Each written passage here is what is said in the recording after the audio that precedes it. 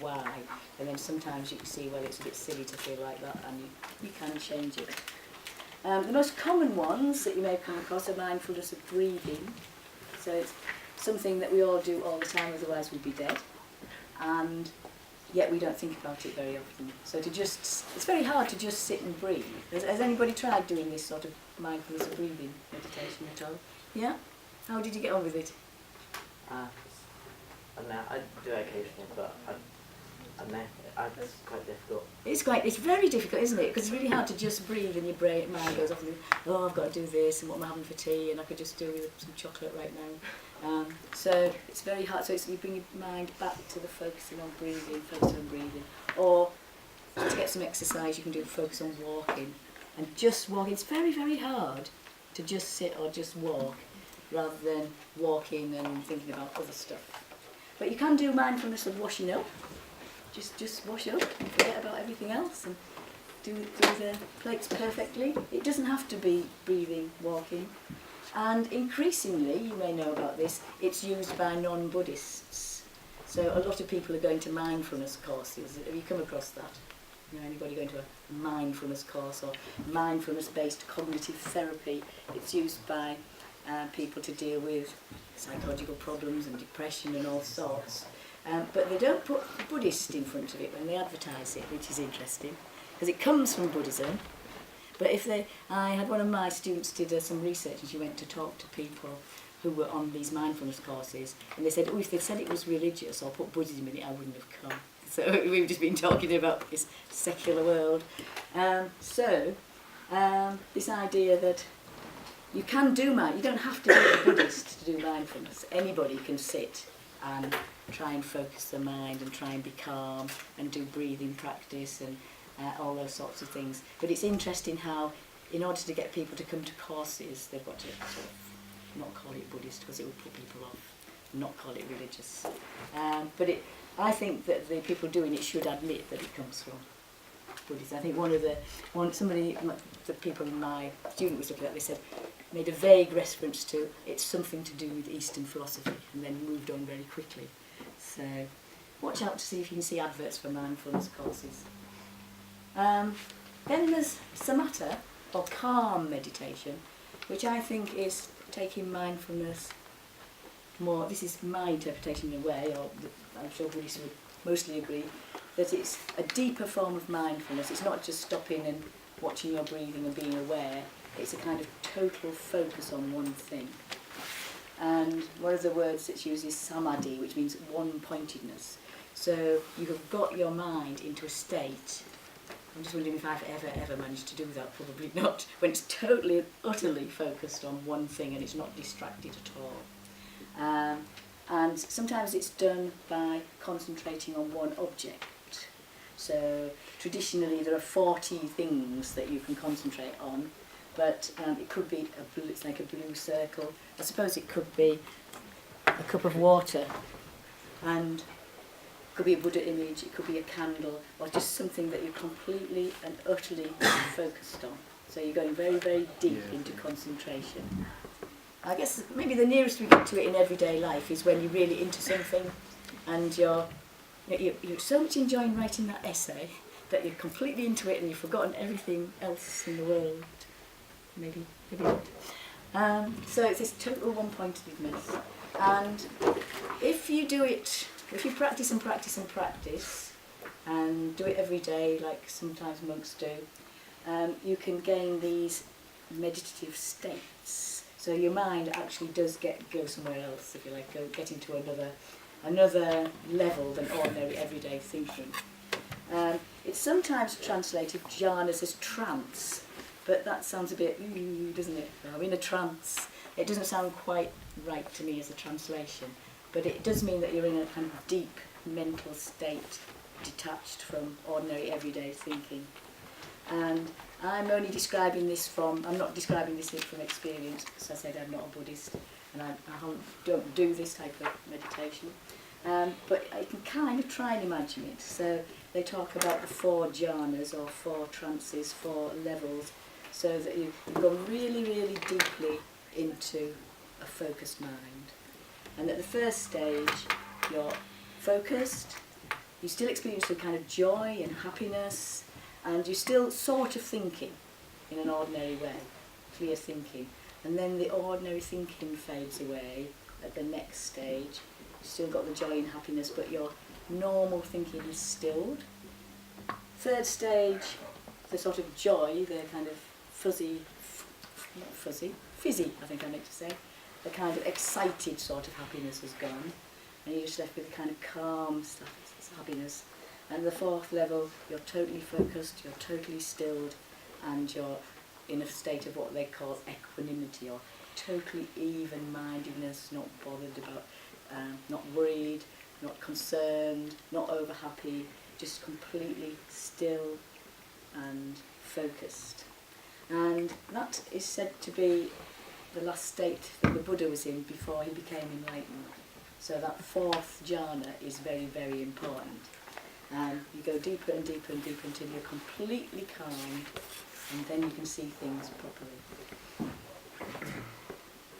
It gets into a rather more difficult with what they call the formless jhanas. So you can go further than this deep, deep state of mind. And you can be meditating on infinite space. So actually, your mind is kind of thinking about infinite space, or infinite consciousness. These, to me, these become now to be just words if you haven't experienced it. So occasionally I felt that time has gone strange, and it has lasted a long time. Or nothingness. You think of complete nothingness, or this one which is beyond nothingness, neither cognition nor non-cognition.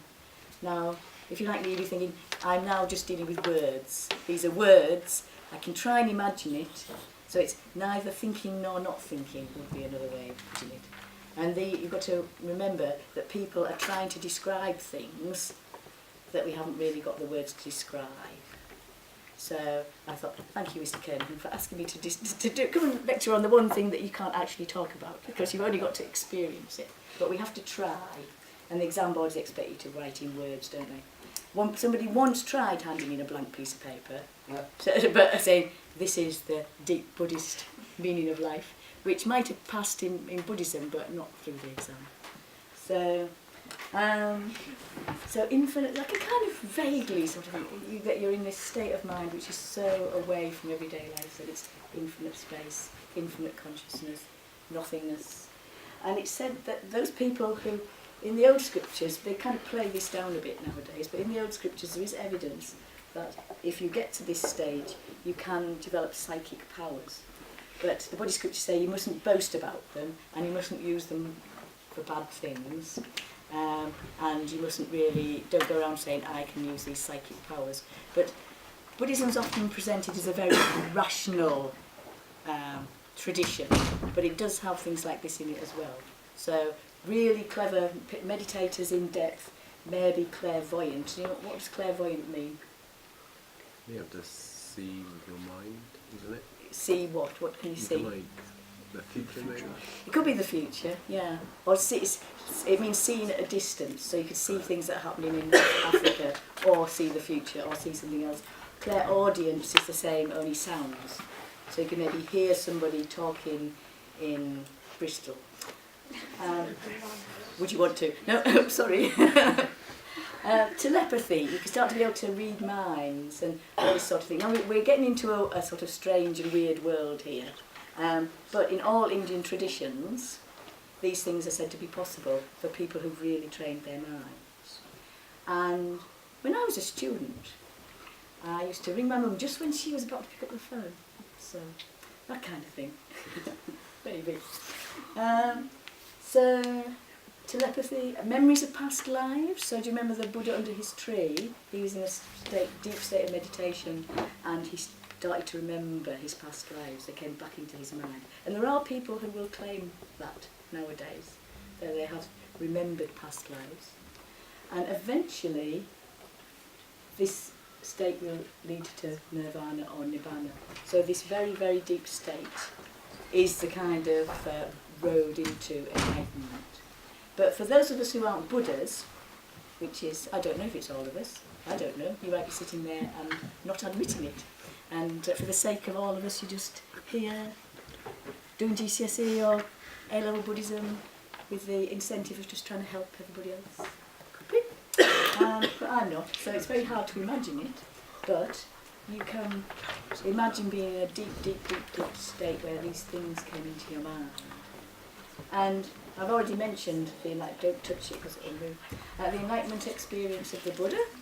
That it said, there's a Buddhist tradition that he had practiced the jhanas and he went through the 4 jhanas, then he went through these formless ones, or sort of rather strange to imagine ones, and then he came back down to the 4th one, and that's when he was enlightened. So he went sort of up to 4, it's like lifts, isn't it? I'll go up to 4, and then I'll go up to the top, and then I'll come back down to the 4th level, and that's where he was enlightened. But it's hard to talk about these things when you haven't experienced them. But we can write about what Buddhists say and about what the Buddhist scriptures say. So there he is under his tree, achieving enlightenment. Lotus flower to symbolise purity. You can see this is from a cartoon book, Siddhartha Gautama. The Buddha I call our Buddha, the historical Buddha that lived in this world, in India, 2,000 and several hundred years ago. The Theravada might call him Siddhartha Gautama. Mahayana Buddhists tend to call him Shakyamuni, the wise man of the Shakya tribe, but it's the same person. But the Buddha who lived in our world, in our historical time. But as you may know, in Buddhist thought, there were many Buddhas before, and there will be other Buddhas in the future. And in Mahayana, there are other Buddhas in different places now. So, but when we say the Buddha, we tend to mean this one. Another form of Buddhist meditation, traditional, is called vipassana, or insight. And I've thought about this. I had to think about whether this was actually right. So when you talk to somebody else who asks a Buddhist, doesn't he? I think both samatha meditation and vipassana meditation are deeper forms of mindfulness, but you kind of go slightly different ways.